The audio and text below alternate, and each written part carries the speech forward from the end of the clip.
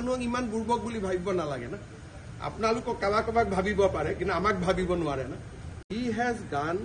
to Pakistan at the invitation of Interior Ministry and ISI is under Interior Ministry. The India's Home Ministry is equivalent to the Interior Ministry of Pakistan.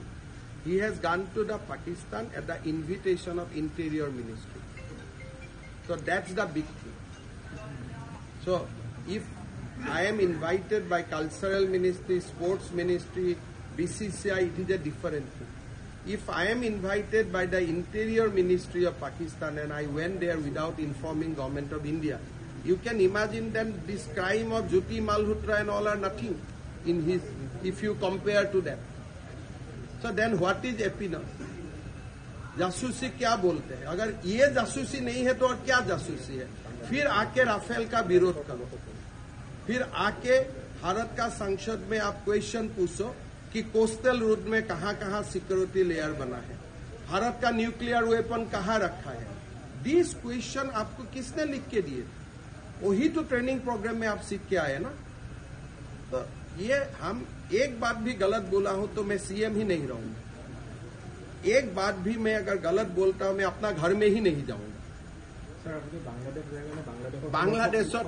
अरे बांग्लादेश तो भारतर कालिলৈকে शेख हासिना थाकाলৈকে भारतरे प्रदेश आছিলে बांग्लादेश और भारतर মাজত मैत्रीर सम्पर्क आছিলে বৈৰীৰ সম্পৰ্ক নাই তো 3 মাহৰ কথা ইউনুস বাংলাদেশৰ প্ৰেসিডেন্ট হোৱাৰ পিছত মই গৈছো নেকি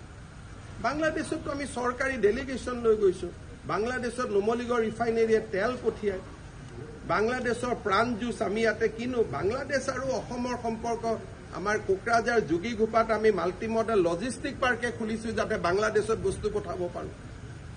এডভান্টেজ আসাম 1ৰ সময়টো গৈছো সৰকাৰে টিকট কাটি পঠাইছে বাংলাদেশ আৰু পাকিস্তান একে নেকি কাক বুৰ্বক বনাব খুজি আছে शेख हासिना थकाলৈকে আজি তো शेख हासिनाকে দেখোন ভাৰত চৰকাৰে ইয়াত ৰাখি থৈছো আশ্ৰয় দিছে কাক বুৰ্বক বনাব খুজে বাংলাদেশ আৰু পাকিস্তান আজিৰ বাংলাদেশ নহয় शेख हासिना थकार बांग्लादेश